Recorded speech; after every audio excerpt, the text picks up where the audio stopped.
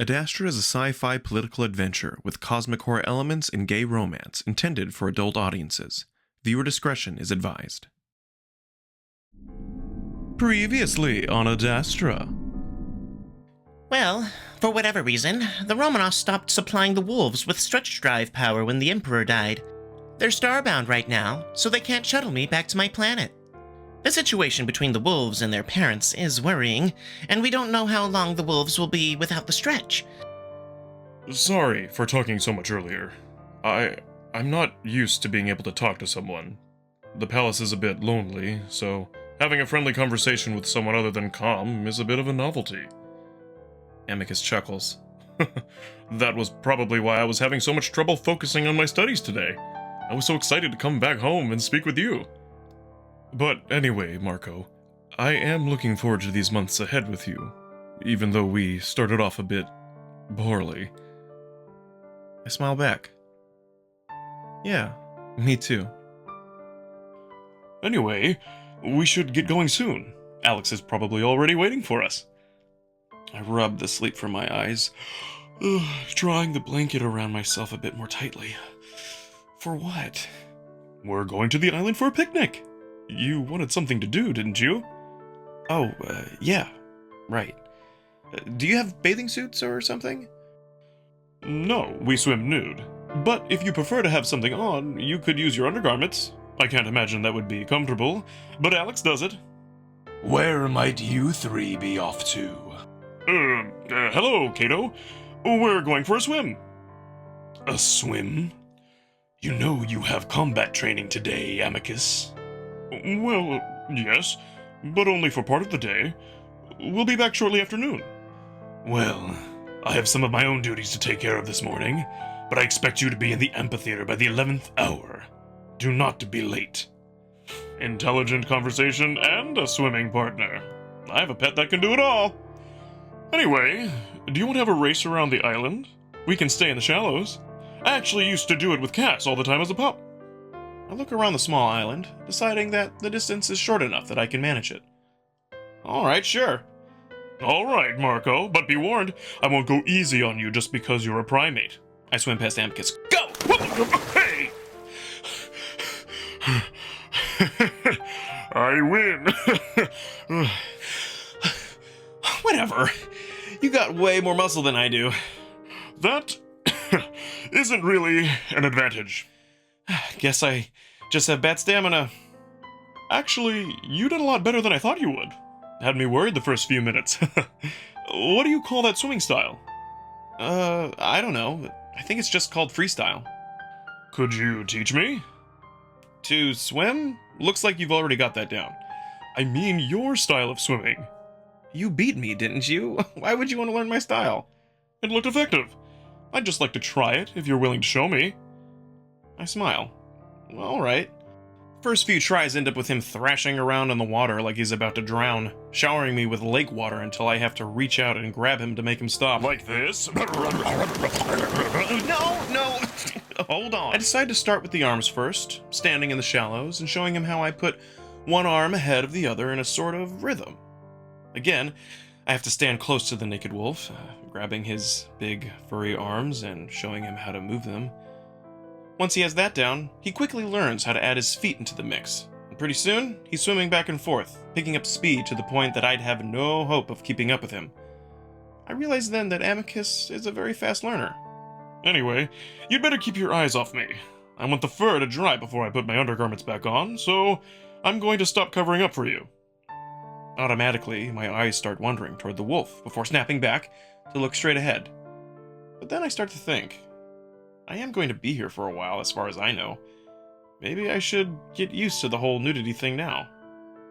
When in Rome.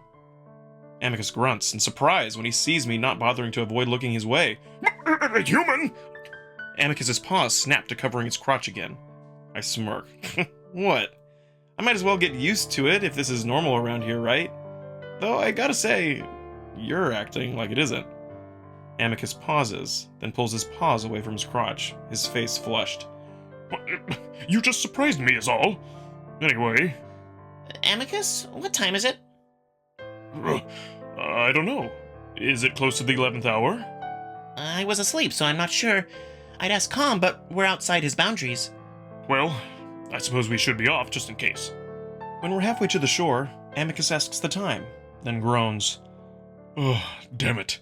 11:30 hour. Amicus! I turn around and see Cato. Despite the volume and fury in his voice just moments earlier, he appears almost calm. Good morning, Cato. Afternoon, you mean? You're late. My apologies. I lost track of the time at the lake. Luckily, my appointment with the Praetor has been cancelled, so despite your tardiness, we may train. Cato tosses his robe aside. Move, pet. Your brother had a very successful speech in the city today. Over 500,000 attended. Amicus seems thrown off by what Cato said. But then Cato's fist snaps out and smacks Amicus right on the nose. Ah! The wolf stumbles back, blinking and snorting as he holds his face. He doesn't respond and starts circling Cato again, and this time he attacks first, throwing an elbow at Cato's face. Cato ducks it and moves to the side, smacking a fist into Amicus's back, right over the kidney. Ah! Cato throws a sudden kick at Amicus's thigh, and I look away, but I still hear the painful thwack of furry flesh on furry flesh. This isn't training, this is punishment. Alex and I dive out of the way as Cato crushes Amicus into the stairs with a thudding crunch. After a moment, Cato finally pulls back. Amicus curls up and rolls down the few steps to the pit of the amphitheater, making a horrible groaning sound. Good spar, Amicus. I hope you learned something from it. I announced to the public that the trials will begin at the end of this month.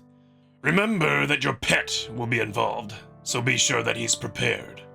Oh, and your sister and her guest arrived today. She requested to see you in the Great Hall as soon as our session ended. And with that, Cato stalks off, his robes billowing in the wind. I rush to Amicus' side. Amicus, are you okay? Alex stands next to us, nervously fidgeting with his robe. Amicus. Amicus surprises me by roughly pushing my hand away. I just lost my wind. Give me a moment. Alex clears his throat. Amicus, do you need medical attention? Amicus takes a deep breath, then lets it out slowly. No, Alex. All right. Then I should probably take my leave. I don't know when Cassius will return. Amicus, Marco, thank you for the outing. It was very relaxing. He then quickly makes his exit down the stone path, disappearing through the trees. Amicus just grunts and finally gets to his feet, wincing as he does. He straightens out his undergarments, which had twisted off to the side before walking toward the same path Alex had taken. We walk the rest of the way to the palace in silence. I'm sure to stay a few steps behind Amicus, wanting to give him space. I get the feeling that while he's definitely upset about what happened, he's mostly just embarrassed that I saw it. We finally reach the main entrance to the palace, and just as we turn into the great hall... Amicus! A high sing-song voice echoes around the marble walls as a slight wolfish figure quickly approaches us. A wolf, who I can only imagine is Virginia, walks up to Amicus. Hi, Virginia. Amicus, I took your place on a trip around the moon for a full week, and your only response is, hi? Sorry, I'm not feeling all that well. Oh? Was Cato too rough with you during training? Shall I have a word with him? No, I'm just sore. Virginia looks right at me, over Amicus's shoulder. This is Marco.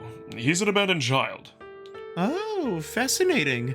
I thought Cass was pulling my tail in his letters. Virginia stretches out a paw. I stand there awkwardly, unsure of what to do. So I reach out and take her paw in my hand. Then, after another pause, I lean down and brush my lips on her fur like I'd seen people do in movies. Huh. Interesting. It seems they have some sort of etiquette. I step back, keeping my head down. A bit, yes. Now where's the chameleon? Neferu! Could you come over and meet my brother, please? There's a moment of silence, then soft footsteps. A canine appears around the corner, his fur much darker than the wolves, almost pitch black. He's covered in gold highlights, and immediately I'm struck by how he looks. Not just because his presence is impressive, it definitely is, but mostly because he reminds me of something on Earth. Not just something, but an entire thing. A culture. Neferu, this is my brother, Amicus. Hello. Thank you for letting me take up residence in your palace. It is indeed beautiful. It's hard to describe, but I immediately know that Neferu is speaking a different language than the wolves. It has a different feel in my brain, like a different dialect. Certainly. You'll have to excuse my appearance. I was just out at combat training. Oh, I see. It must have been a rough session, by the looks of it. Neferu gives Amicus a cool smile, and Amicus can only manage a grunt in response, self-consciously running a paw over his head fur. That's when Neferu turns his cool blue gaze on me. And who might you be? I open my mouth to answer, then catch myself and quickly look back down. This is Marco, my pet. He's an abandoned child. Amicus says it quickly, putting his paw on my shoulder again while gently pulling me in the direction of his room. It was wonderful meeting you, but now I must be off to my shower. Neferu offers his paw to me. I pause again, but Amicus just stares at Neferu, so I take it and do the same as I did with Virginia. Neferu lets out a soft chuckle as I let go of his paw. What a fascinating creature. Do you speak? I make sure to give a long pause, then... Little. I see. If you'll excuse us, I need my pet's assistance in the showers. Pleasure meeting you. Then Amicus comes back out, looking particularly fluffy. I'm about to ask if he wants to get brushed, but he just falls back into his bed with a groan. You alright? Never better. Amicus goes on staring at the ceiling while I nibble on the food, though I'm not really all that hungry anymore. Then Amicus sighs deeply, covering his face with his paws. I'm sorry. I've just been thinking a lot is all. About? Well, how sore I am for one. I look over at the wolf, then remember what he said last night about the massage. Think about it for a moment. You want a massage? Amicus narrows his eyes. I don't want to force you into something you don't want to do. Well, I'm offering. But if you don't want it... No. Please do. I try to hide my smile as I get up and approach the bed. When I reach his mid-back, he grunts. A little more gentle there. I got scraped on the stairs. Cato's an asshole. Amicus lets out a choked cough of surprise. Marco, don't say that. He's the acting emperor. Well, he is. If you must say it, at least keep your voice down. I swear Cassius sometimes has his ear pressed to my door. Amicus moans as I start on his neck again and press harder than I had last time, really sinking into the muscle.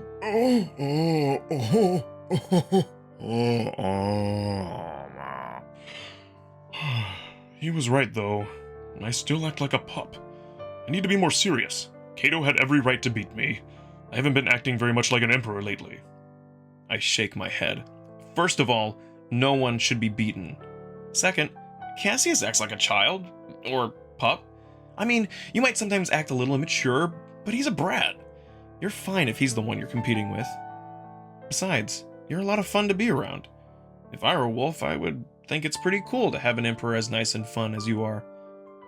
Oh, so while I was at my studies, I had some time in the library to myself. I found this primate species in the general vicinity of your star. They were part of a failed uplift and looked generally similar to you. A lot hairier, but I don't think anyone will notice. The name they have for themselves isn't pronounceable by us, but we named them the Samanians, so if anyone asks you what you are, tell them that. Oh, okay. I repeat the word in my head, trying to memorize it. Also, I would recommend avoiding that Kamian. I didn't like the looks of him. Why not? I don't know, but his demeanor was rather rude. I've heard they are an arrogant people, but to see it in person... And the way he looked at you didn't sit well with me. Just be sure you watch out for him. I didn't really see much of a difference between Neferu and the wolves, aside from appearance, but Amicus seems genuinely concerned. Alright. Amicus grunts in response, and I go on rubbing for a little while longer. Then Amicus rolls over. I pause. Amicus suddenly opens his eyes, as if realizing what he's doing. Oh, Do I do your front too? well, often after I get my massage, my drone rubs me. It helps me fall asleep for my afternoon naps. Rubs you where? Amicus's ears turn bright red. My belly. I laugh. Don't laugh, you're the one that wanted to know. I hesitate, then almost automatically my hand reaches out and starts to rub. Oh, Amicus is tense at first, then starts to relax, the blush in his ears receding. You're such a canine. I am a canine. As I continue to rub, his eyes close and his muzzle parts slightly. So, the trial starts soon, at the end of this month, I guess? Yes? And I'm involved in it somehow? Mm-hmm. Want to talk about it later? Mm-hmm. Now that I'm thinking about it, I'm getting a bit nervous. But Amicus doesn't seem to be worried, and that puts me at ease, at least a little bit. That's when I noticed the particular bulge in Amicus's undergarments, the one I'd noticed when I'd brushed him yesterday. I'm not surprised this time, though. If brushing had done it to him, rubbing definitely would too. So I ignore it, and so does Amicus. Or maybe he's just asleep. I realized then just how much I've accepted my life here, rubbing this prospective Emperor Wolf's belly, even though I know it's making him hard. But I also realize that I don't really mind it. It's only been a few days, but there's something about this wolf. I don't know. I just like him. Amicus starts to snore, so I slowly stop rubbing, watching his chest rise and fall with his steady breaths. I think about going back over to the sofa, but instead I just roll over to Amicus's left, curling up on my side in the soft pillows. With the relaxing sounds of Amicus's gentle snores behind me, I drift off into a light sleep.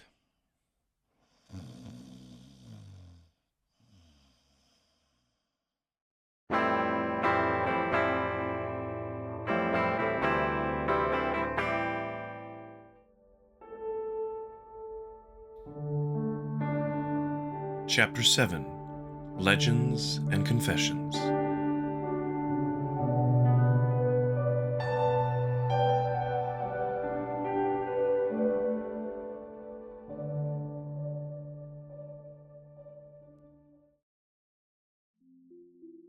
Over the next week or so, I start to get used to my new life. I find that the days are easy to adjust to, and like Alex said, 19 hours in a day isn't all that bad. Though the sleeping period is a bit shorter than I'm used to, it's been easier now that I sleep on Amicus's bed. After I'd fallen asleep next to him, we decided that there was enough room. The wolf set one of his many long pillows down between us as a courtesy to me, even if he did sometimes end up rolling over onto my end. He's been busy these past few days, and I think it's because of what happened between him and Cato. He doesn't suggest any more outings, and instead wakes up early to go to meditation before leaving for the city to do various campaigning stuff. Amicus doesn't explain exactly what that involves, and he doesn't bring me along. Ask why, considering I thought my main job was to accompany him to these things, but he just says he's not doing the stuff that involves me quite yet. Instead, my introduction to the people of Adastra is going to be during the first trial. He says the reveal will be a lot more impressive that way, and that rumors are already spreading about his new pet. That's another thing, my involvement in the trial. Apparently, I'm to be his partner in the dance portion, something I have no clue how to do. I've been getting more and more worried about it, telling Amicus he actually needs to show me what I'm going to be doing, but he brushes me off, telling me it's no big deal. Apparently, the dancing is rather easy, and the main objective is just to show me off. Since everyone already knows what Alex is, I should be rather impressive to the officials that will be judging us. Amicus is confident that we'll win that portion of the contest easily. Still, he promises me at least a few sessions of practice before the actual day of the competition. I realize now that that's only 3 days away, and despite Amicus's constant reassurances, I can feel the stress building. I can only trust him that the dance is actually easy and simply an opportunity to show me off. Meanwhile, half of my days tend to be empty of things to do. I'm left on my own to either hang around in Amicus's room, have conversations with Calm about Adastra and its culture, or just try and busy myself with menial work. Sometimes I hang out with Alex, which I enjoy, but lately I wonder if the idea that we're technically going to be competing against each other is causing a bit of a rift between us. Still, I get a lot of time with him since Cassius is out just as much as Amicus, if not more. We go out into the gardens a few times, and other times we watch Adastran TV together, sometimes even catching Amicus or Cassius giving speeches to the seemingly endless crowds of wolves. The broadcasters seem to like tallying up numbers, and it's clear that Cassius always has an edge. Still, from what I've gathered, Amicus has a bit of a surge, and manages to at least do better than half Cassius's numbers. It's still a little worrying, though, but from what I can tell, popularity doesn't factor into the trials. When I'm not with Alex, I try to avoid running into any of the others, which is actually pretty easy. Cato is almost always absent from the palace, doing his own official business as acting emperor. Virginia hasn't bothered to talk to me after our first interaction, probably deeming me incapable of any sort of conversation. Neferu, on the other hand, is the one person I have difficulty avoiding. Unlike the others, he greets me when he sees me, and occasionally sticks out his paw so that I have to kiss it. The only difference now is that after I do it, he does the same to me. I think I gave him the false impression that it's some sort of normal greeting for my people. He seems to enjoy it quite a bit, but only tries it when Amicus isn't around. As for Cassius, I don't see him for the entire week. Until today. I'm in the dining room, watching the screens and zoning out. The wolves are pretty talented at making basically all of their films incredibly boring.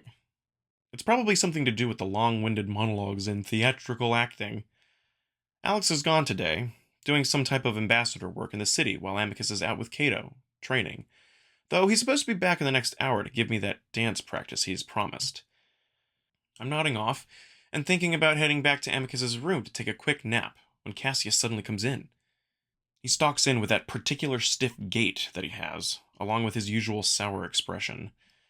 Even though it's been a while since I've seen him, I haven't forgotten that look of his. I jump and quickly sit up straight, looking at the ground. There's only a moment of silence before his reedy voice breaks it. Pet, come with me.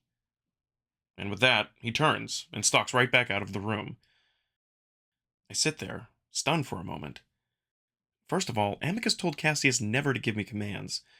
Does that mean that I shouldn't listen to him? I know immediately that that wouldn't be a very good idea, and I jump off my bed to hurry out into the hall. The important thing is that Amicus isn't here right now, and I know that Cassius is not someone I want to piss off. I still remember how quickly he suggested he hit me as punishment. I'm just in time to see his white tail disappear around a corner, and I jog after him, noting just how confident he is that I'll follow him without question. I don't think he's even looked back once.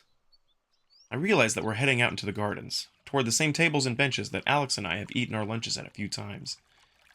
That's when I see Virginia and Neferu sitting down already, cups and plates already on the table. I realize then what it is Cassius summoned me for, and I relax a bit. After serving breakfast so many times, I know exactly what's expected of me. When Virginia spots us, she waves at Cassius, but he only grumbles under his breath.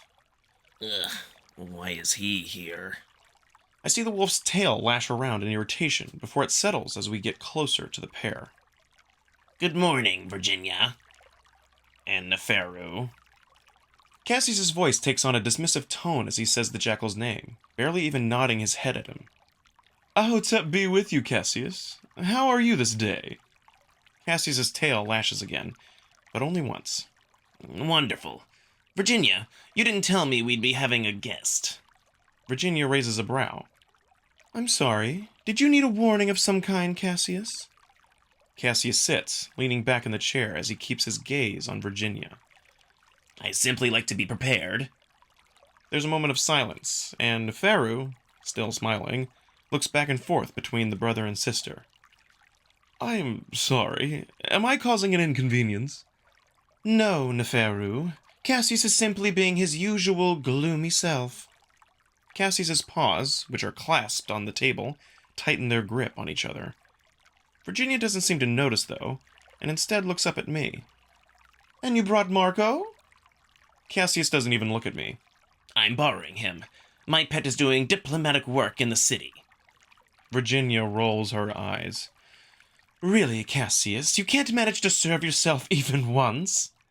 If I'm to be emperor, I need to act like one. And please leave questioning me for another time. I don't want to be rude to our guest. Cassius smiles at Neferu, though it looks forced. Another moment of tense silence. I take it as an opportunity to do my work. Me? Serve now. I almost snicker at my own caveman speech. Yes, pet. I go about serving him, picking up slices of baked and seasoned bread off the platter before setting them on a smaller plate. I set this in front of Cassius. Then I pour some tea out of the heated pot into Cassius's cup before finally stepping back, hands clasped together. Luckily, Cassius and Virginia act like I'm not there, carrying on their conversation. Only Neferu seems to be constantly aware of my presence, occasionally glancing at me. Are you enjoying your stay here, Neferu? Neferu snaps his gaze from me to Cassius. Oh yes, very much so. You've all been so hospitable to me. I thank you. Cassius waves his paw. It's the Wolven way, Neferu. No thanks are needed. Another moment of silence stretches out before Virginia reaches for a plate. Can I get you some pananem, Neferu? But Neferu suddenly stands up. Actually, I should be on my way.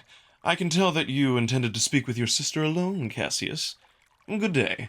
And good day to you, Marco. I jump, but quickly duck my head in response. Neferu then wanders off into the gardens, paws behind his back as he disappears behind the bushes and flowers. Cassius looks after him, his ears lowered, the inside slightly red. He's rather blunt, isn't he? Virginia doesn't respond, and Cassius looks over to see that she is glaring at him. What? He's our guest, Cassius. Start treating him like one. What? Cassius sighs and looks away, pouting. Virginia takes a sip of her tea before leaning back in her chair, letting the silence drag on a bit before finally speaking. What is it, Cassius? What is what? Why are you sulking more than the usual? Cassius sighs. I'm very busy, Virginia, and I freed up this portion of my day to have good conversation. I've barely spoken to you since you returned, and I wanted to ask about your trip. Cassius takes a brisk sip from his cup.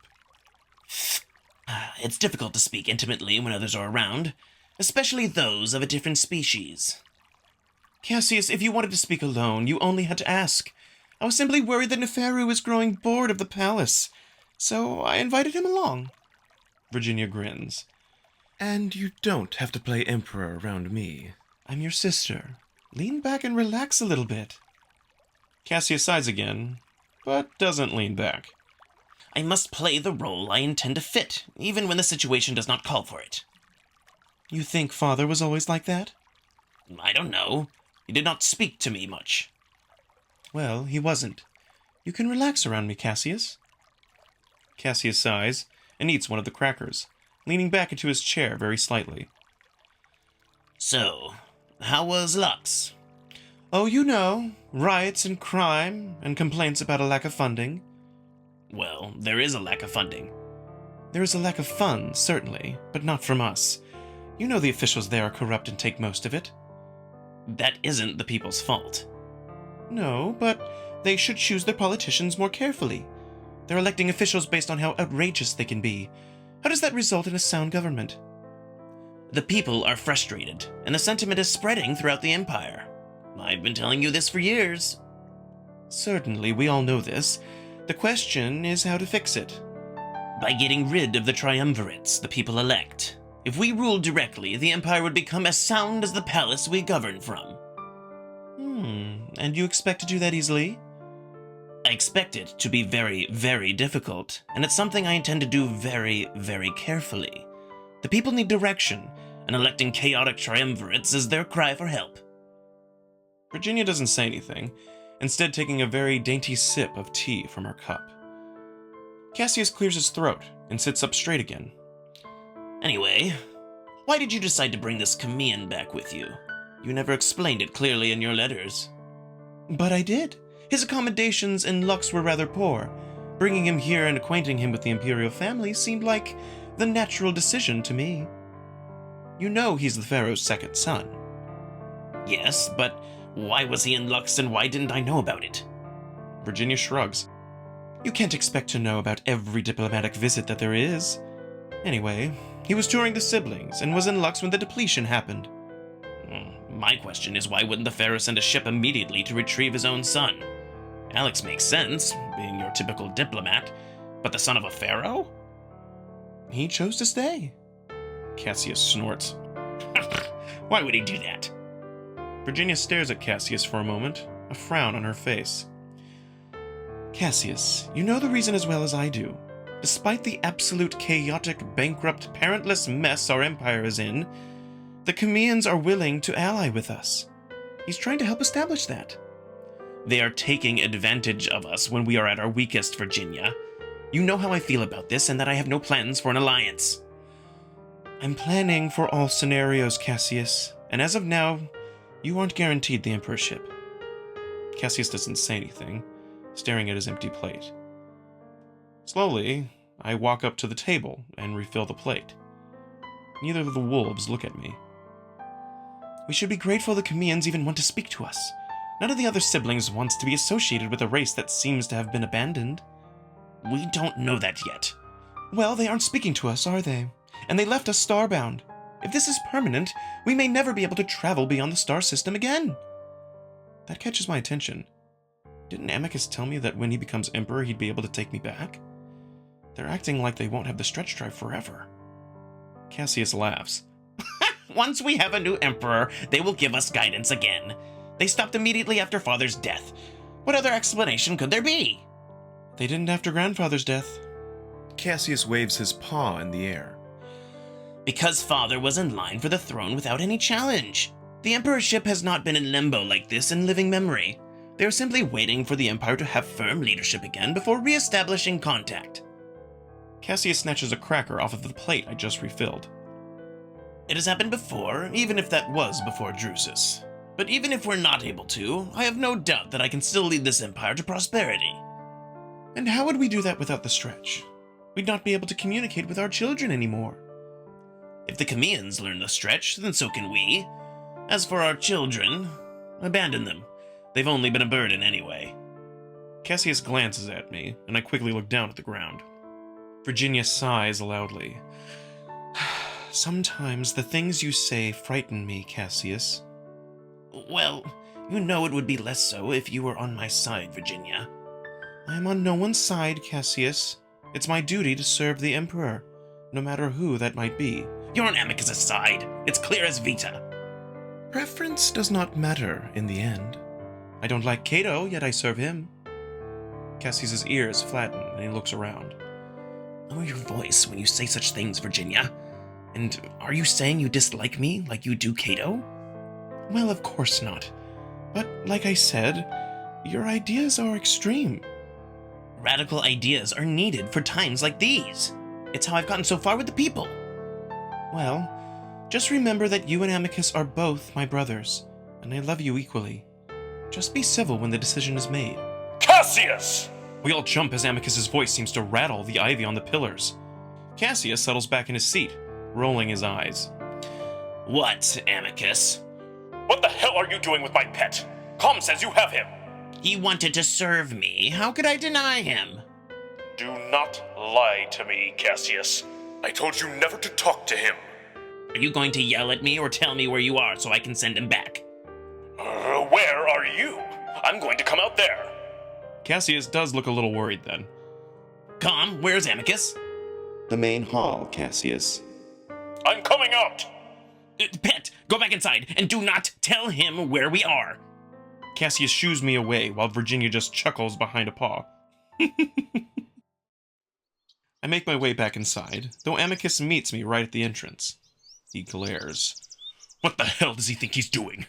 What did he make you do? Amicus sits a paw on my shoulder, looking me over. Not much. I just served him while he talked to Virginia. Unbelievable! Amicus makes as if to walk out into the gardens. Where are you going? I'm going to give Cass a piece of my mind. I specifically told him not to. I set a hand on his arm, stopping him. Hey, it's fine. Is it? Because last I remember, he threatened to hit you. He didn't touch me at all. He ignored me the whole time. Amicus looks out into the gardens, still clearly wanting to go out there. Listen, I just want to get this dance practice done. I've been worried about it all week. Amicus pauses, then sighs, turning back to walk into the palace. Fine. But when I let Cassius get away with things like this, he tends to push it even further the next time. We walk in silence for a bit, our footsteps echoing like they always do in the marble halls. Are you all right? I'm fine. Why? Well, you seem a little grumpy. It was just a long day in the city. Unlike Cassius, speeches don't come naturally to me. Something I just need to get used to. I walk alongside the wolf, feeling his furry arm brush up against mine. So, when do I get to go to the city? The wolf tilts his muzzle down at me in surprise. Oh, you want to go? Well, yeah. Didn't you say I could?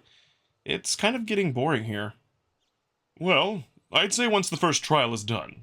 You'd be introduced to the public by then, so everyone will know who you are when we go. Can I plan on that then? Of course. I'm just surprised that you want to see the city so badly. Well, looking at it from the balcony all the time has me curious. Well, visually, it's not all that impressive. There are cities out there with larger structures and attractions. Adastra is mostly a city for imperial officers and their families. Still, we could find some entertainment, I'm sure. As long as it isn't like the films I've seen on your TV. Well, it would be live entertainment, but it would be somewhat similar. Actually, if you don't like that, then you may not like the dance I'm about to show you. I realize then that we're walking in a new direction in the palace, down a hall I haven't been through since Alex gave me the palace tour. Where are we going? The throne room. Should be empty right now. It's where we'll be performing. I feel myself getting a little nervous as we approach a large set of double doors. Amicus presses his paw to the black panel, and they slide open. Inside, I'm greeted by the largest room in the palace that I've seen yet. I look up the glistening walls, craning my neck to see the ceiling arch dozens of meters above us. Afternoon light filters through the windows, lighting up the place in a warm orange glow. Wow. You like it? Yeah. I look at the throne, framed by pillars and crystals that appear to be levitating. The crystals look similar to other structures in the palace that are used mainly for a light source. It's just that these ones are a lot bigger. Amicus walks into the center of the room, our footsteps sounding much more cavernous here. We actually don't use it very often. It's more for tradition. So you won't sit on the throne all day, yelling at people? Sadly, no. I can only remember a handful of times that father sat in it. I look around a bit, spinning in a slow circle. When I see Amicus again, he's quiet. His arms are folded as he stares at the throne. The look on his face tells me that he's deep in thought. I clear my throat. So, did you want to show me the dance? Oh, right.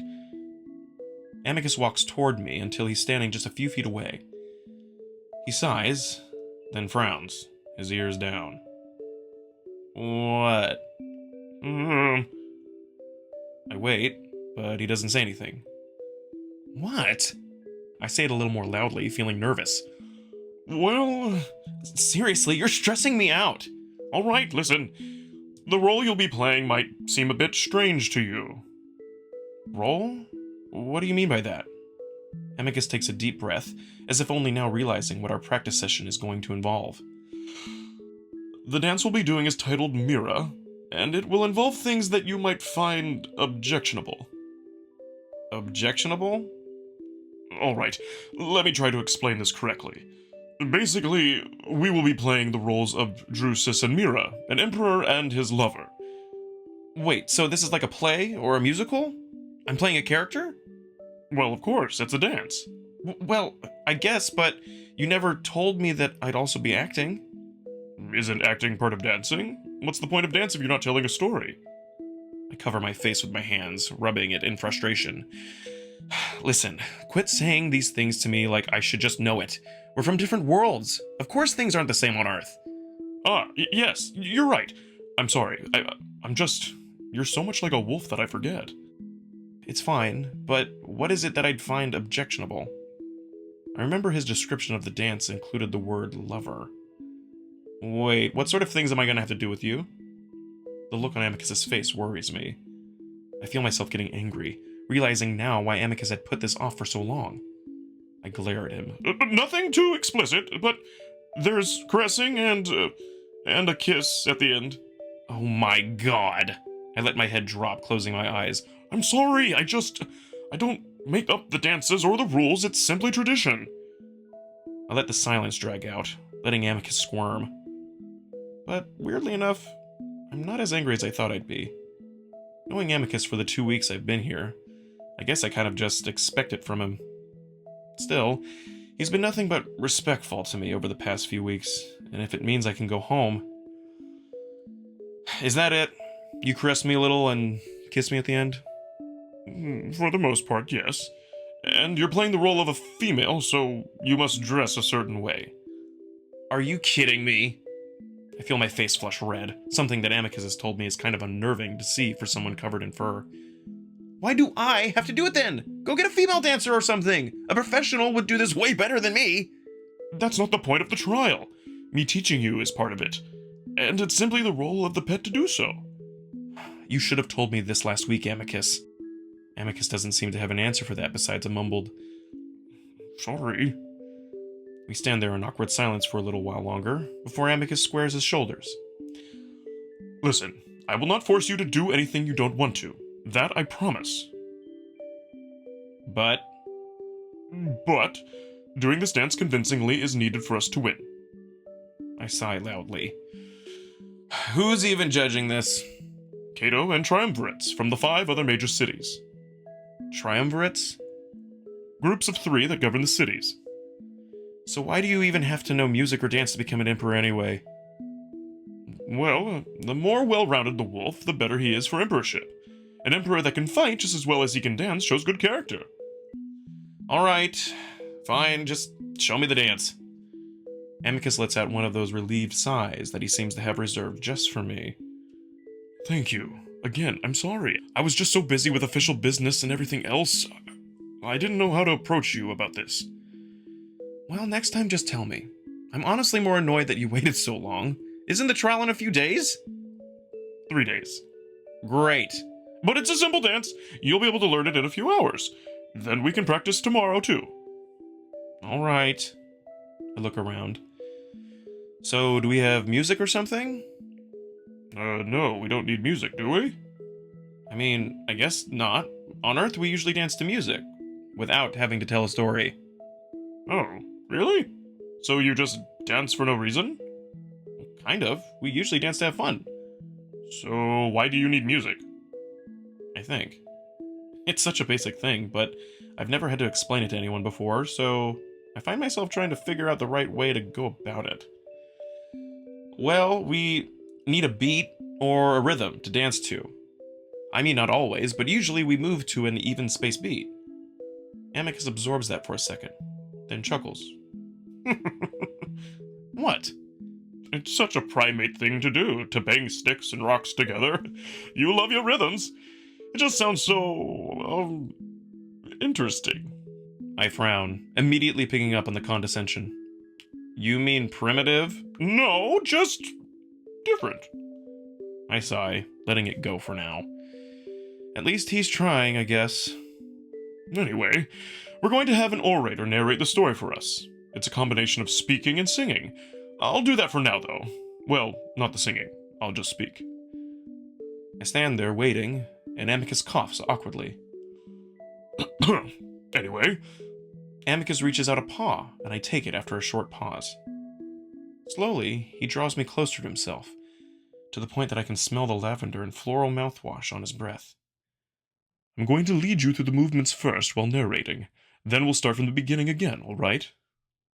I nod in agreement, and with that, Amicus starts to narrate the story.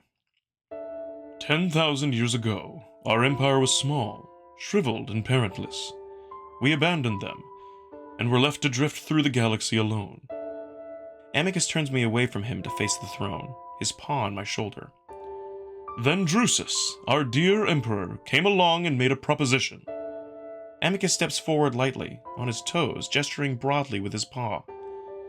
Let us reconnect with our parent, and through them, the rest of the universe. But it was not so easy. The siblings, long tired of woven hubris, were reluctant to know them again. I stand there awkwardly, watching Amicus move around me in a sort of interpretive dance, mostly involving prancing and big gestures with his paws. That was until he met Mira, a Hindo sibling. Amicus turns to me then, stretching out a paw again, this time flat, like he's telling me to stop. Alright, so just reach out the same way, and press your paw to mine. I do as he asks, watching as his massive paw almost seems to envelope mine. He slowly pushes my hand upward, drawing me closer as he does. And before they could help it, they'd fallen in love. The story goes on for a while, Amicus teaching me the steps and hand movements as it does. The process is slow and tedious, but Amicus is patient with me and tells me that it's not the choreography that's necessarily important, but rather the feeling and passion we put into the movements. The story describes Mira and Drusus's relationship, evolving from one of official diplomatic business to true love. But it doesn't last long because Mira becomes sick from an unspecified illness and is about to die. The parents offer Drusus two options: save Mira or save his empire, and promise his people prosperity for the next 10,000 years. Drusus wants to choose Mira, even if it means damning his empire for millennia. At this point in the story, Amicus draws me into his chest, my back pressed to his front as he holds me close, his voice rumbling in his chest. Then the story takes a sudden turn. Mira denies Drusus his own decision, instead taking her own life so that his empire might survive. Here I'm supposed to put the back of my hand to my head, like I'm an old-timey woman in a corset passing out. Amicus carefully lowers me to the ground, laying me flat on my back. And so it was that another sibling saved our empire. Drusus was forced into his one remaining choice, which was no longer a choice. Amicus stands slowly, raising a paw to the sky, pointing. To the stars, he said. We are now Adastra. Amicus holds the pose for a moment, then looks down at me. Is that it? Yes. I sit up, and Amicus reaches down to help me to my feet. Wasn't so bad, was it? Well, no, not really. As long as it doesn't matter if I don't do all the steps right. No, you just need to have a general idea of it. Remember, it's the feeling you need to get right, the tragedy of it all. So, is that story true? Seems like a weird choice to give someone. Amicus shrugs. It's mostly just a dramatic story. But Drusus was a real person, and so was Mira. She did take her own life, but we don't really know why, or the extent of their relationship. And what about the kiss? You said the dance would involve that? Thought we should leave that for the actual performance. I assume you don't want me kissing you over and over. Yeah, that's probably for the best. Anyway, let's do it a few more times and get you into the feel of it before we focus on the acting portion tomorrow. For the next few hours, we go through the steps over and over. By the end, we're both kind of sweaty, being so close to each other while Vita shines in on us. All right. Why don't we take a break? Yeah, sure. Would you like to go to the communal bath? Where everyone takes a bath together? For the first time, I can really smell the musk coming off of Amicus. It's not bad, but mixed with the lavender smell, it's a little bit strange. Well, more to have a hot soak to ease the tension in the muscles. Don't worry, you can keep your underwear on if you'd prefer. Oh, okay. Great! Amicus leads the way out of the throne room and back into the marble halls. The cooler air hits my sweaty skin, and I realize that I probably don't smell so great either. The perfume the wolves use isn't all that strong. I adjust my robe, not liking the way the fabric sticks to my skin. Actually, all this dancing has me wishing I had jeans back. The dance positions had me feeling like it was hitching up and exposing my underwear. Can I wear pants when we do the dance? Pants? Why? I don't know, I guess it's just easier to move around in them? Ah, well, you'll be wearing a Hindo costume, which are also rather billowy. Sorry. Billowy. Why do you wear pants anyway? No one else does. Oh, well, they've been coming into fashion over the last few years. I thought wearing a pair would endear the people to me. You want them to think you're hip. Well, I want them to believe that I'm forward-thinking. Everyone else in the palace has this aura of traditionalism, which is not something I'm aiming for. Amicus adjusts his pants near the crotch. I've grown to prefer them over the robe, but in situations that involve a lot of sweating, it can grow a bit uncomfortable under the leather. Amicus stops by a door that I'd never noticed before, much smaller than the entrance to the throne room.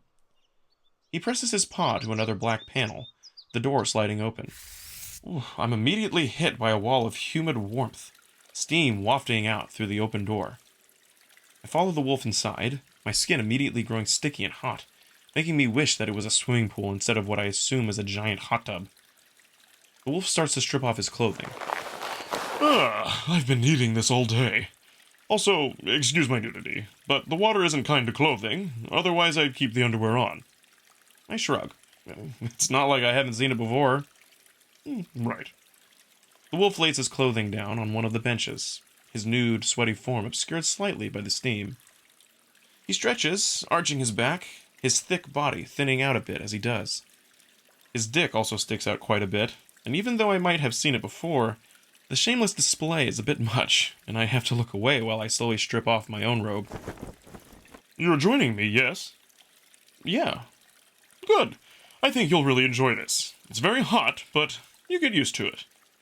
Amicus walks up to the edge of the pool. There are two methods. Either get in slowly, or all at once. And with that, Wolf jumps into the pool, practically cannonballing into the center and sending up a huge wave that washes over the sides. The water that creeps up onto my feet is hot enough to make me flinch. Whoop! Amicus comes back up, his fur plastered to his face as he gasps, and lets out a strained yell that makes it sound like he's in pain. Are you alright? I walk up to the edge, feeling the hot water under my feet. Fine, just getting used to it. And now I am. Amicus grins up at me. I stand there in my underwear, frowning down at the water. Come in. It feels good. That didn't look like it felt good. Quit being such a flower and get in. It's only the first few seconds that are painful. Flower. The main insult used by the wolves when attacking someone's masculinity. Well, I guess you do have a really low pain tolerance, so... I start to dip a toe in. Hey. Amicus glares up at me, then grins, and I know that look well by now. Hey, don't! The wolf glides up to the edge of the pool with only half his muzzle sticking up from the water, like an ominous, furry shark fin. I start to move back, but that's when Amicus suddenly rises out of the water, stepping onto an underwater bench along the edge of the pool that I hadn't seen. Amicus! He wraps his arms around me, his hot, fur-plastered body squeezing against me for a moment, then squeezing even harder as he physically lifts me off the ground and falls back into the pool. I only have a moment to try and fight the wolf off, uselessly pushing at his bulk before I'm plunged into the steaming hot water. For a moment, I wonder if I'm going to boil alive. But as soon as Amicus lets me go, and my head breaks through the surface, I can already feel the sting wearing off into a pleasant warmth. I cough a few times, making a face at the salty-tasting water, spitting it out. See? Not so bad if you do it all at once. I spit out more water. Bad taste? Don't worry, it's just the minerals in the water. I shove a wave of water into Amicus's face, sending it right into his open mouth. He coughs and spits, choking on the water I'd just forcibly slammed down his throat. You ass! The wolf paws the water out of his eyes, looking ready to try and splash me as well. He sees me also at the ready, though, hands up to my chest and ready to send another wave into his face. Well, that's enough roughhousing, I guess. Stuff like that is best left for the lake. Hey, you started it. Amicus ignores me, instead moving to sit on the underwater bench. I do the same, sitting a foot away from the wolf, enveloping my face in the steam that rises off the water. Doesn't this feel good? Now that I'm actually paying attention to the sensation of the water, I have to agree. The heat seems to seep through my skin and into the muscle, sending a pleasant shiver up my spine even though I'm completely warm. Yeah. I need to do this more often. All of this official business nonsense is starting to weigh on my mental capacities. Is it really nonsense? For the most part, it really is. So much useless etiquette and protocol. Sometimes I completely understand what it is Cassius dislikes about the current way of things. What way of things? Oh, just the way politics work.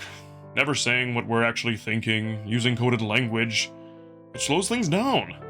But I know that there's a reason for it. Keeps things civil and peaceful. Mostly. And Cassius would do away with that? He would do away with many things, current political protocol being one of them. It's one of the main reasons he's so popular. Well, you seem to kind of agree with it. Getting things done without all of that official business nonsense in the way could be a good thing. Amicus sinks lower into the water until it's up to his neck. Remember the story I just told you about Drusus and Mira? Yeah. Well, whether that story is true or not, he was the one that started the way we do things to this day. Before him, well, we had a string of populist emperors, and the results were not great from what I've read. Honestly, I completely understand what it is that makes Cassius appealing to the people, and it's something that I sometimes want to do myself. The only thing holding me back is history. Time and time again, whenever a leader like Cassius has come around, it only results in a weak, isolated empire. Well, from what little I've heard, isn't that how it is now? Well, yes, but that's because we've never fully transitioned into an outward-looking and outreaching empire. Drusus started it, but it's taken us 10,000 years to get here. It was much worse back then, and that's what Cassius wants to go back to.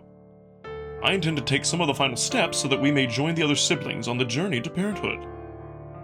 Oh, so that's the goal for everyone? To become a parent? Yes, and to continue the spread of our culture beyond the galaxy. So, what makes you a parent? When we can travel to other galaxies in a practical manner. Oh, so why not just use the stretch drive for that? It's not possible to harness enough power to use the stretch drive for such distances. The parents have a different method, but they haven't told us how, obviously. So, are you close to doing it? To intergalactic travel? No. Is anyone? Well, there are rumors that the Chemians are on the verge of it. It wouldn't surprise me. It's assumed that they already know how to use their own stretch drive. This talk about the stretch drive reminds me of something. So, when I was out serving Cassius, Amicus growls softly in his throat as I remind him. Well, they were talking about stuff, about the stretch drive depletion or whatever. Oh? Yeah, so apparently no one knows why your parents stopped talking to you guys, and Virginia was saying that you might never leave the star system again. Oh. I frowned at him. Well, that was rather presumptuous of her. Is it true? Well, no. I mean, sure, it doesn't happen often, but they stopped immediately after Father's death. There's no other explanation than that our parent knew that there would be issues with the emperorship. The stretch in contact with our parent will be reestablished once I become emperor. I promise you that, Marco. Amicus says it with his usual confidence, but that doesn't settle the anxiety in my stomach. I sigh in frustration, closing my eyes. Why is everything so complicated with you? What do you mean? If you just tell me the actual truth about everything that's going on, I wouldn't feel like I'm being hit over the head with something new every other day. Marco, stop worrying. I know things seem unsure, but it's only because of the precarious position our empire is in right now. Once I become emperor, things will settle, and we will figure out how to get you home. Amicus sits upon my shoulder, and I turn to look at him, my expression probably still gloomy. I will get you home, Marco. That I promise. And even if the stretch isn't immediately restored, I will find a way. Even if it means making some sort of deal with another sibling. Like the Cameans. Amicus frowns at his last statement. Still, that does set me at ease, and I place a hand on his paw. Thanks, Amicus. Amicus's very serious mood dissipates, and his ears come up as he smiles. So, you're feeling relaxed again? That is why we're here, you know. I smile. Yeah, I guess so. Good. We fall into a bit of a silence then, and I lean my head back against the ledge of the pool, letting the warmth take over my body. It makes me feel heavy and tired, but good. My head slips off the ledge a few times as I doze off a bit, each time waking up before my head can go into the water. Ugh. Amicus notices the third time this happens. Sleepy? A little. Lean against me so that you don't make the bottom of the pool your new bed. I hesitate. Don't worry, we already share the same bed. Amicus stretches an arm out over the ledge behind my head, not even looking at me as he does. I get the weird feeling that I'm in a movie theater and my date just tried to casually rest his arm on the back of my chair. But my head feels even heavier than the rest of my body, so I give in, letting it rest against Amicus's massive bicep and shoulder. I close my eyes, but then crack them open just a bit to look at Amicus. He seems to be trying to stifle a smile. We've had a few moments like these. At this point, I'm not sure if it's because he likes me or because he sees me as some sort of actual pet, like a cat curling up in your lap. I don't have much time to give it much thought, because I start to fall asleep again. I'm not sure how long I'm asleep, seconds or minutes, but that's when I hear the door open.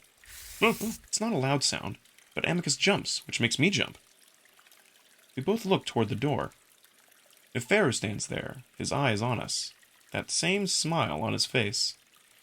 Oh, imagine running into you again today! Again, Neferu talks directly to me. Without waiting for an answer, he strides in, paws busily tugging at his loincloth. I'm sorry. I've come to the baths every day for the past week, but I've never encountered anyone. He strips off his loincloth, now only in his undergarments. I was beginning to think it was never put to use. He starts to unwrap said undergarments. I found that strange, considering how incredibly relaxing the water is. It's such a great way to clear the mind and meditate. He unwraps his underwear, the cloth tied in a way that looks much more complicated than my own.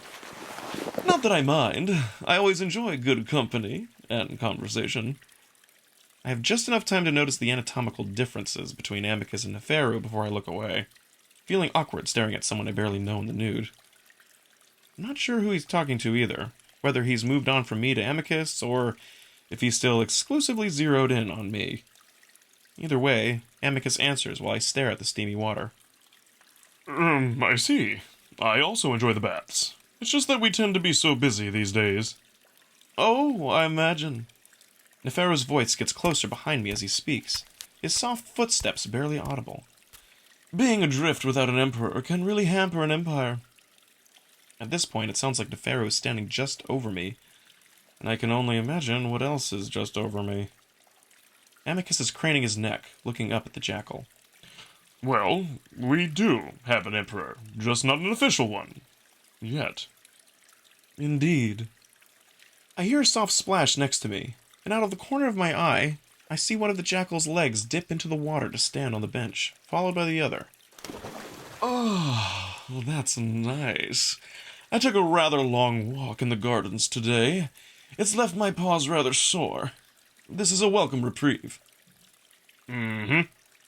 Amicus grunts next to me, then actually pulls me in a bit with his arm. Neferu then gently hops off the bench to submerge himself up to his neck.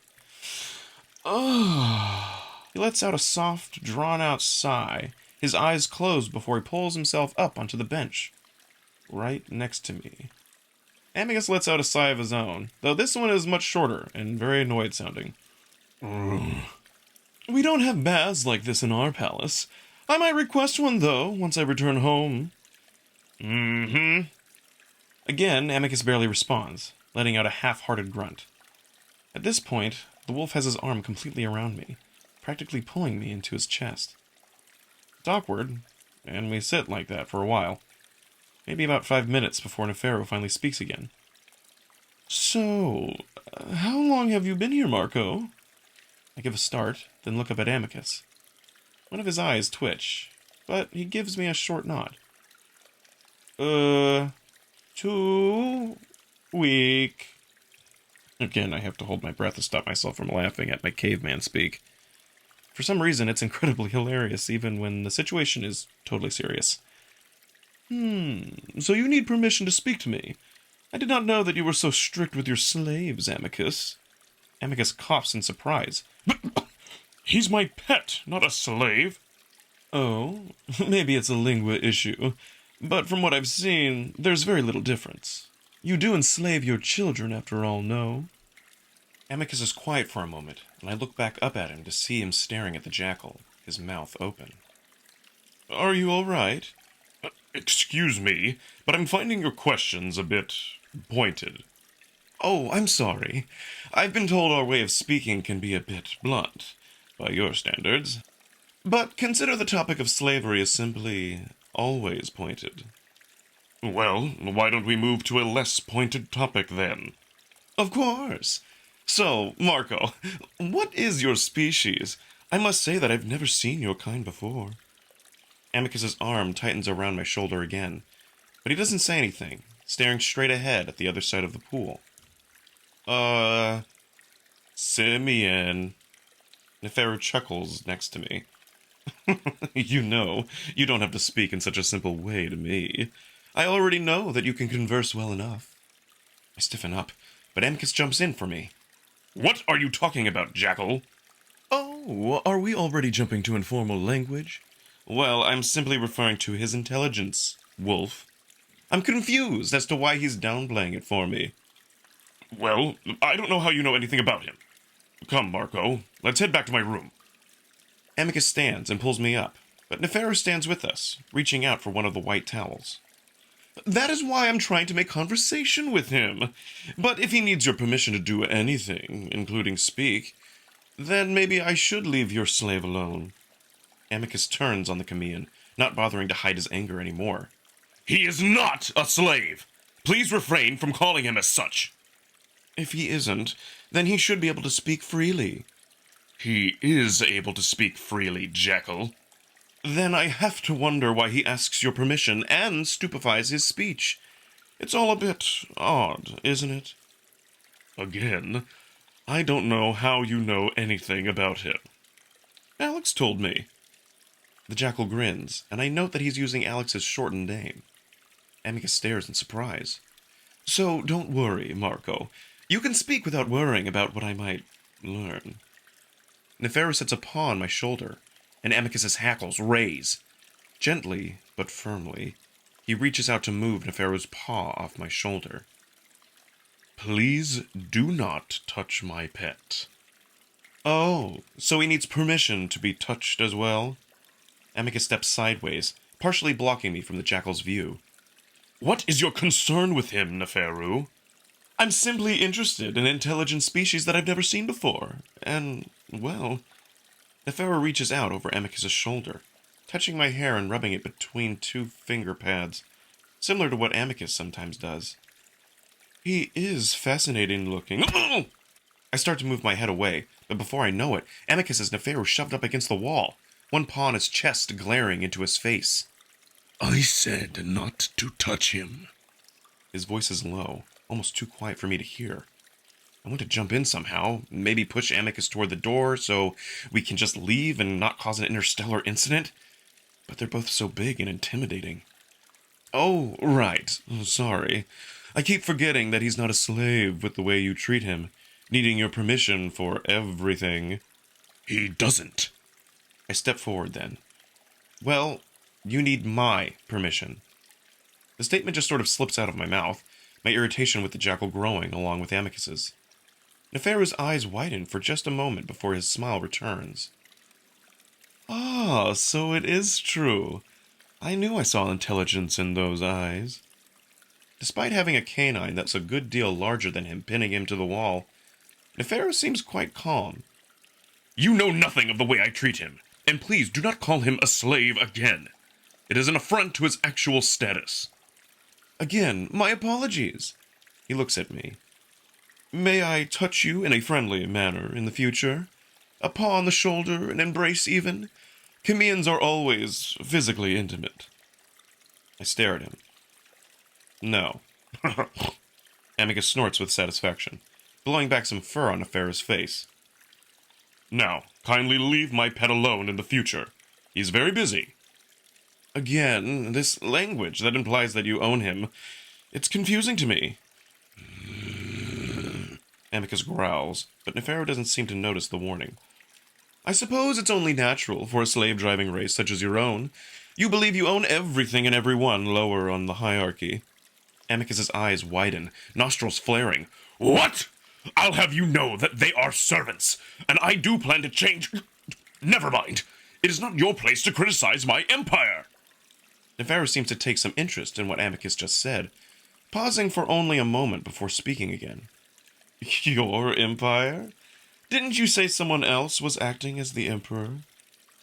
The empire belongs to all wolves, but I'll have you know that I will become the emperor, Jackal. And keeping that in mind, you should learn to hold your tongue if you want to establish an alliance.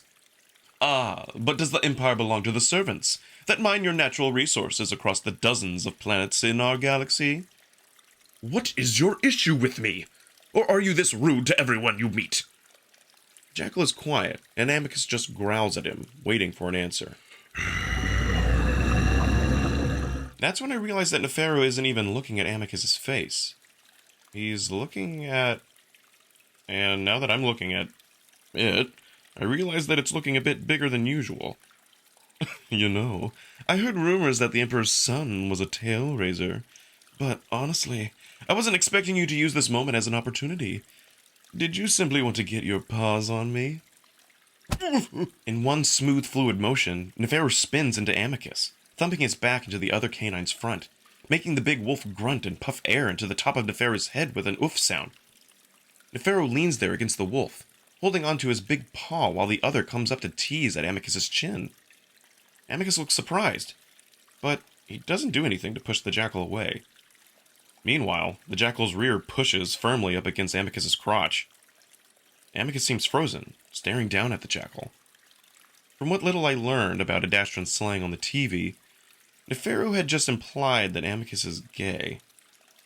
If you were interested, you only had to ask. I know that wolven ways of flirting are rather aggressive, and even though we jackals do things differently, I can adjust. At that, Amicus glares and roughly pushes Neferu away, sending the jackal to stumble against the wall. He turns around, swiftly, his grin still in place. Oh, did I get the wrong idea? I just assumed after you groped my chest and became... excited. Neferu gestures down at Amicus's crotch, the wolf's erect cock still waving around a bit after the jackal had spun away. Immediately, Amicus covers himself with both paws, glaring. I did not! And you were the one to touch my pet without his permission! Amicus looks around for his underwear, snatching it up and beginning to tie it on. I quickly grab a towel on my robes, feeling completely confused as to what the hell just happened. Again, I thought he was your slave. But you're right. I should have asked for his permission. His fur was simply mesmerizing, so I forgot myself for a moment. Neferu turns to me and bows. Good day, Marco. I wish you luck in relieving your master's carnal desires. Neferu gestures at the fumbling wolf as he tries to tie on his underwear correctly. And to you, Amicus, again, if you're interested, you only need to let me know. Are you joking with me? Neferu is already striding off, grabbing up his own underwear and loincloth as he does. Not even finished tying it on by the time he's walking out the door. We both stand there in silence for a bit, staring as the door slides shut. Then Amicus grabs up the rest of his clothes with a growl, turning to me. You all right? Yeah, of course. What? Come on.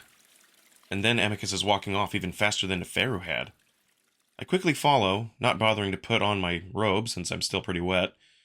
We walk down the hall, Amicus muttering under his breath the whole time. Unbelievable, unbelievable! How would he have the nerve? Arrogant Chemian ass! As we make our way toward Amicus's room, I go over what just happened in my head. It seemed Neferu was making some kind of point about slavery, while at the same time taking that strange interest in me. On top of that, the obvious sexual tension between the two of them was really odd, especially the way Amicus just stood there and let Neferu rub up against him while he was clearly hard. Is this just how these aliens hit on each other? With all that bizarre, macho aggression? If it is, then I don't like it. But that doesn't matter. I'm not here for that kind of stuff anyway. I just need to get home. But at the same time, there's a little spark of jealousy in my chest at the thought of Amicus being interested in Neferu. I don't know why, but the way he treated me at the pool almost seemed like flirting itself. And then to immediately have eyes for Neferu. As we walk into Amicus's room, I can't help myself. So, is that the woven way of flirting? I ask it casually, trying to act like I don't mind. What? Definitely not. That damn jackal was assuming quite a lot. I mean... I feel myself blush. You were kinda getting hard while you had him pinned against the wall. I mean, I'm not offended or anything. I'm just curious about the culture, if that's how you guys go about things here. Amicus sighs heavily. I suppose wolves have a reputation for being aggressive when it comes to courting a mate, but those days are long gone. The jackal was simply relying on dated stereotypes. Okay. I adjust my robe a bit, the cold air of the room seeping through my still wet underwear. Not to pry too much, but... Are you gay? Neferu seemed to imply that. Amicus freezes, staring at me. He doesn't seem to know what to tell me. Like, he's afraid of what my reaction might be. I remember then how stigmatized homosexuality is here.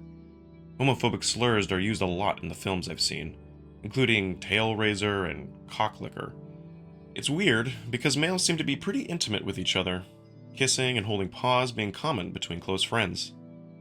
However, there are lines that aren't crossed, and actually being gay was looked down upon, which is what Neferu accused Amicus of being.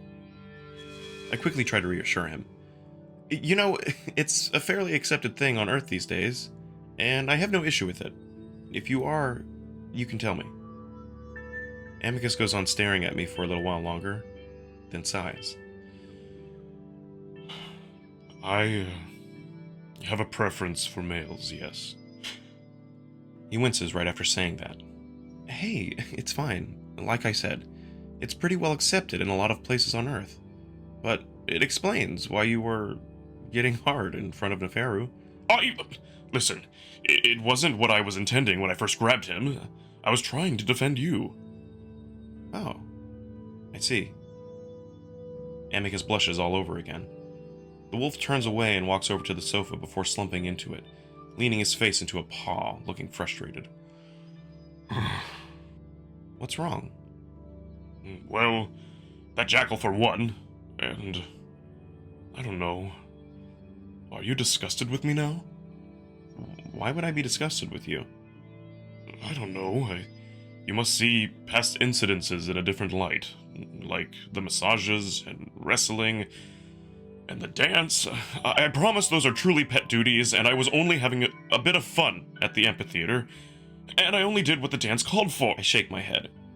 I think you've been really good about not taking advantage of me at all. It's fine. Amicus looks at me, unsure.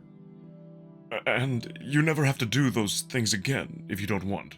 I'll understand. I raise a hand up. Seriously, you're fine.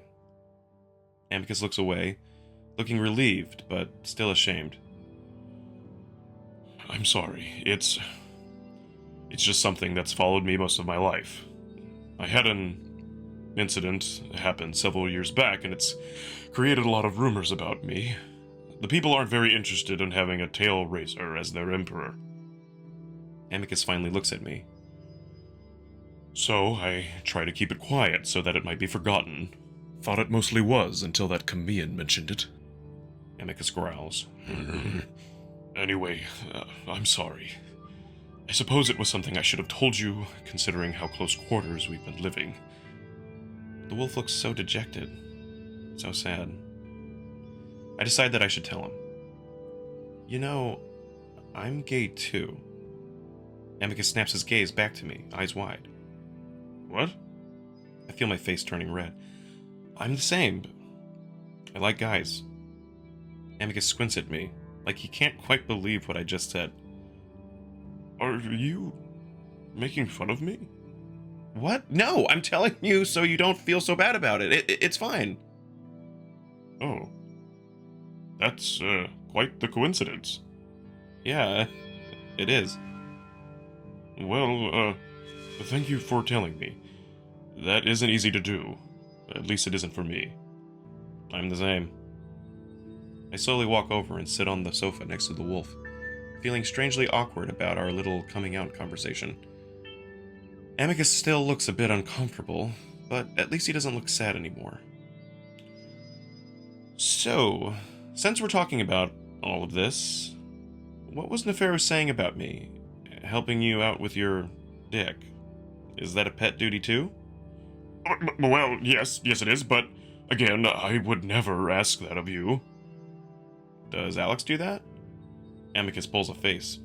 Well, while I'd rather not think of my brother in such a situation, yes, he does. But does that mean your brother's gay too? No, well, not as far as I know. He doesn't have a preference for males. Isn't that what makes you a homosexual? I shrug. So I just give you a handjob or something? I can tell that the lingua had no trouble translating that to Amicus, because he immediately blushes again. I squirm, wondering why I'm asking so much about this topic. I'm curious, and I already know that I'm attracted to this wolf. I'd given up on denying it a while ago. It can involve a lot of things. I mean, if you want to do it, I have no objections, but it's your choice. Amicus sounds tentatively hopeful, and I realize that he actually wants it. It seems that every day I go further and further with his wolf. I laugh, partly at Amicus's expression, and partly because of the absurdity of this entire situation. How about if we win the dance trial? I'll think about it. I'm speaking without thinking. Amicus is quiet, then nods. Sounds fair. I try to think of something else to talk about, still shocked at what I just proposed. So, what's the deal with Neferu? Why do you do all that stuff in the bath? I honestly have no idea. It was very strange. Do you think that's his way of furthering an alliance? Not if he has any common sense. I thought he was going to be friendly, considering he knows I'm open to the alliance, unlike Cassius. I lean back on the sofa, thinking. Maybe he was just feeling you out. Amicus smirks at that. You could say that. Anyway, I don't know how to feel about him. I'm thinking of just telling him that I'm not interested in the alliance unless they send someone that has more tact. Amicus glances at me. What do you think? Talk to him more. Well, I think if he's the only guy you have to establish the alliance with, you should try to work with him. I mean, this could be your best chance if you're willing to put up with him. And he seems to have the hots for you, so that'll probably help you, honestly. Maybe. But, I don't know. I'm not a politician. But you are smart. Thanks. Anyway, I'm off to my shower. The wolf stands up, and I do the same. Do you need help? Oh, really? Yeah. I want to show him that things haven't changed. That I'm not scared of him now that I know his secret. He looked so devastated when he told me. And even if Amicus was the one to get me into this mess, I know now that he's a good person and doesn't deserve to feel like that. I mean, I've seen your junk already, so no surprise there, right? I suppose not. If you're sure. I'm sure. To decide things for the wolf, I walk into the shower. Amicus isn't far behind.